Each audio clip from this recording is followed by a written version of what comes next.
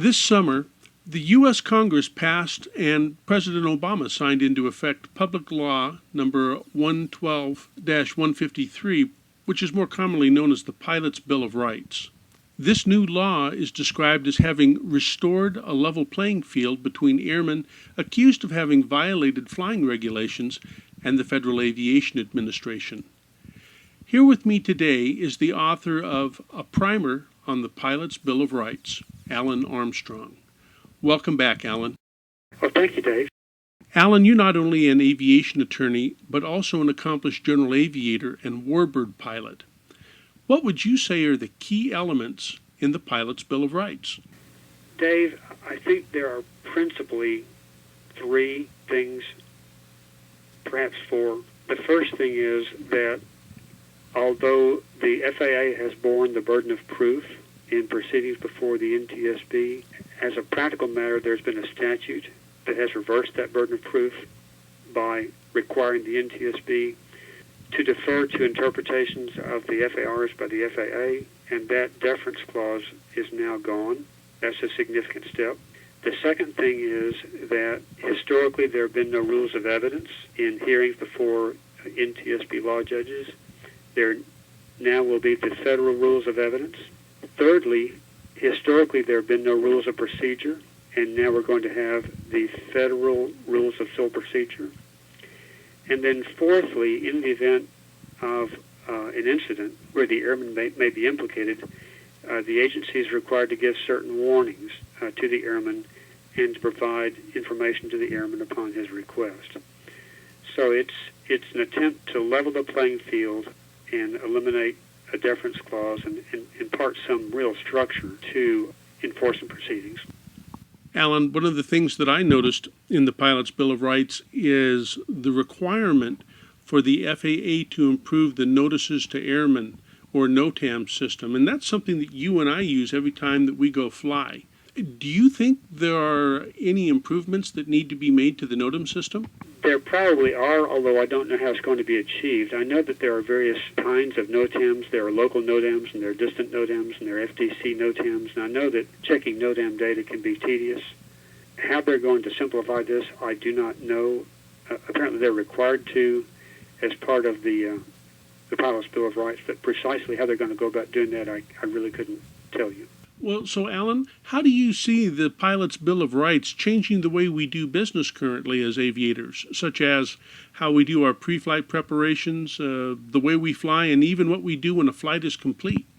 I don't really see any changes in operations of airmen. I'm sure we're all careful and competent and thoughtful and exercise appropriate discretion, exercise appropriate judgment, have alternates, have adequate fuel, have aircraft that are sound and fit to fly, that we've satisfied ourselves we're fit to fly. So I don't think that the Pilot's Bill of Rights alters those thought processes for airmen. Where the Pilot's Bill of Rights comes into play is in the event something has taken place during a flight that is a matter of concern to the agency, and there's an investigation or about to be an investigation underway, then the Pilot's Bill of Rights comes into play in terms of requiring the agency to notify the airman that he's under investigation, to make available to him air traffic control data and voice data and things of that nature. So I think it's more of a post-event protection as opposed to something that's of an operational nature.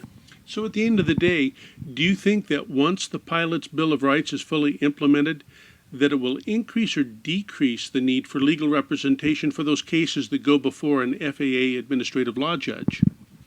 Probably increase, because the board is going to move away from a system where a judge tries a case without rules of evidence and tries a case without rules of procedure to a position where the judge does apply rules of evidence and does apply rules of procedure.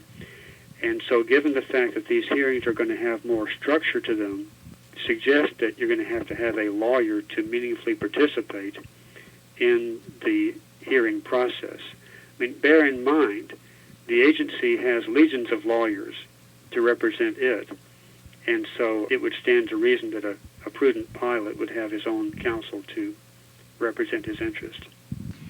Alan, one of the things that I'd like to share with everybody is that you publish a monthly newsletter that's free to the public. The latest edition of FlightWatch I've really enjoyed. Would you tell us more about this? Yeah, FlightWatch is a monthly newsletter. It typically presents pilots with information about trends in the aviation enforcement area or in the regulatory area, things that impact on pilots' decisions to operate aircraft. And it appears on my website under the caption of FlightWatch.